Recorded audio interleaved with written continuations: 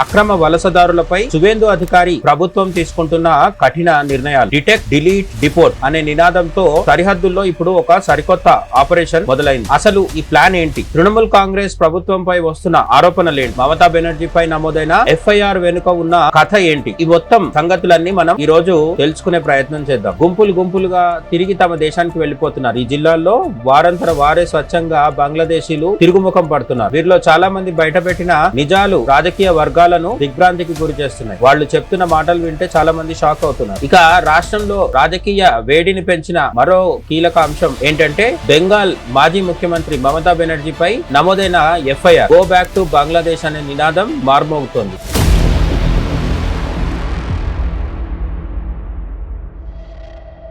నమస్తే, welcome to గాంధీవం. అక్రమ వలసదారులపై సువేందు అధికారి ప్రభుత్వం తీసుకుంటున్న కఠిన నిర్ణయాలు. డిటెక్ట్, డిలీట్, డిపోర్ట్ అనే నినాదంతో సరిహద్దుల్లో ఇప్పుడు ఒక సరికొత్త ఆపరేషన్ మొదలైంది. అసలు ఈ ప్లాన్ ఏంటి? తృణమూల్ కాంగ్రెస్ ప్రభుత్వంపై వస్తున్న ఆరోపణలేంటి? మమతా బెనర్జీపై నమోదైన FIR వెనుక ఉన్న కథ ఏంటి? ఈ మొత్తం సంగతులన్నీ మనం ఈ రోజు తెలుసుకునే ప్రయత్నం చేద్దాం. వెస్ట్ బెంగాల్ లో సువేందు అధికారి ప్రభుత్వం అధికారంలోకి వచ్చిన తర్వాత అక్రమ వలసదారుల ఏరివేతపై దృష్టి సారించిన సంగతి మనకు తెలిసిందే. ట్రంప్ స్టైల్లో రూపొందించిన detect, delete and deport 3D plan ద్వారా అక్రమ వలసదారులను గుర్తించడం, వారిని ఓటర్ లిస్టులోంచి, ఓటర్ జాబితా నుంచి తొలగించడం, చివరికి వారిని స్వదేశానికి పంపించి వేయడం, అంటే బంగ్లాదేశ్ కి తిరిగి పంపించడం ఈ ఆపరేషన్ ప్రధాన ఉద్దేశం. దీనికోసం సరిహద్దు జిల్లాల్లో హోల్డింగ్ సెంటర్లను ఏర్పాటు చేయాలని జిల్లా మెజిస్ట్రేట్లకు ఆదేశాలు జారీ అయ్యాయి. హోల్డింగ్ సెంటర్లు అంటే ఈ అక్రమ వలసదారులని ఎవరినైతే గుర్తించారో వాళ్ళని ఆ హోల్డింగ్ సెంటర్లలో ఉంచి బంగ్లాదేశ్ ప్రభుత్వం అంగీకరించిన తర్వాత బార్డర్ అటువైపు పంపించే ఏర్పాట్లు చేయడం జరుగుతుంది అన్నమాట. అంతవరకు వాళ్ళని హోల్డింగ్ సెంటర్ లో ఉంచడం జరుగుతుంది. అయితే సరిహద్దుల్లో ఇప్పుడు ఒక విచిత్రమైన పరిస్థితి కనిపిస్తోంది. హకీంపూర్, మాల్డా, నార్త్ 24 పర్గనా సరిహద్దుల వెంబడి ఈ 3 జిల్లాలు కూడా బంగ్లాదేశ్ వెస్ట్ బెంగాల్ లో హకీంపూర్, మాల్డా, నార్త్ 24 పర్గనా జిల్లాలు ఏవైతే ఉన్నాయో వీటిని బార్డర్ డిస్ట్రిక్ట్స్ అంటారు. బంగ్లాదేశ్ తో వీటికి సరిహద్దు ఉంటుంది అనేక కిలోమీటర్ల మేర. బంగ్లాదేశీయులు గుంపులు గుంపులుగా తిరిగి తమ దేశానికి వెళ్లిపోతున్నారు. ఈ జిల్లాల్లో వారంతర వారే స్వచ్ఛంగా బంగ్లాదేశీలు తిరుగుముఖం పడుతున్నారు. వీరిలో చాలా మంది బయటపెట్టిన నిజాలు రాజకీయ వర్గాలను దిగ్భ్రాంతికి గురి చేస్తున్నాయి. వాళ్ళు చెప్తున్న మాటలు వింటే చాలా మంది షాక్ అవుతున్నారు. TMC నాయకులు మాకు ఆధార్, ఓటర్ కార్డులు, రేషన్ కార్డులు ఇప్పించారు.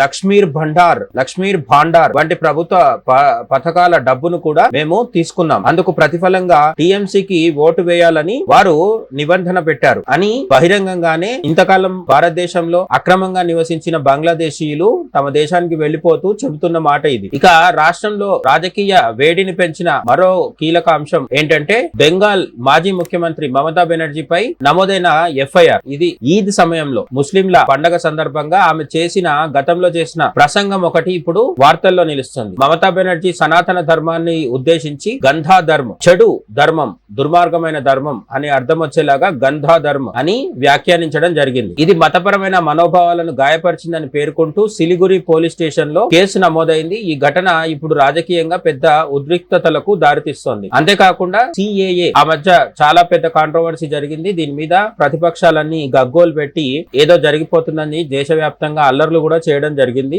సిటిజన్షిప్ అమెండ్మెంట్ యాక్ట్ CAA పరిధిలోకి రాని వారందరినీ అక్రమ వలసదారులుగా సువేందు సర్కార్ స్పష్టం చేస్తోంది. ట్యాక్స్ పేయర్ల డబ్బుతో ఓటు బ్యాంకు రాజకీయాలు చేశారని TMC పై విమర్శలు కూడా వస్తున్నాయి. దేశ భద్రత దృష్టిలో ఉంచుకొని ఈ కఠిన నిర్ణయాలు తీసుకుంటున్నట్లు వెస్ట్ బెంగాల్ ప్రభుత్వం చెప్తుండగా ప్రతిపక్షాల నుంచి వ్యతిరేకత మాత్రం సహజంగానే కనిపిస్తోంది. మొత్తానికి పశ్చిమ బెంగాల్ సరిహద్దుల్లో ఇప్పుడు గో బ్యాక్ టు బంగ్లాదేశ్ అనే నినాదం మార్మోగుతోంది. మరి ఈ ఆపరేషన్ ఎక్కడి వరకు వెళ్తుందో ముందు వేచి చూడాలి. అంతేకాదు ఈ అంశంపై మీ అభిప్రాయాన్ని కామెంట్ రూపంలో ఖచ్చితంగా తెలియజేయండి. ఇంతకాలం బంగ్లాదేశ్ నుంచి వచ్చి ఇక్కడ తిష్ట వేసిన బంగ్లాదేశీలు కావచ్చు, మయన్మార్ కు సంబంధించిన రోహింగ్యాలు కావచ్చు, ఈ లక్షలాది మంది వలసదారులు, అక్రమ వలసదారులు చట్ట విరుద్ధంగా భారతదేశంలో ఉంటూ ఇక్కడి సంక్షేమ పథకాలు ఇక్కడుండే హిందువులకు కావచ్చు, ఇక్కడే పుట్టి ఇక్కడే పెరిగిన నిజమైన భారతీయ ముస్లింలకు కావచ్చు, వాళ్ళకు అందకుండా అక్రమంగా ఇంతకాలం దోచేసుకున్న ఈ అక్రమ బంగ్లాదేశీయుల మీద మీ ఒపీనియన్ ఏంటి? వాళ్ళని తిప్పి పంపిస్తున్న సువేందు సర్కార్ చర్యల పట్ల మీరేం ఫీల్ అవుతున్నారు? కామెంట్ సెక్షన్ లో చెప్పండి. ఈ వీడియోని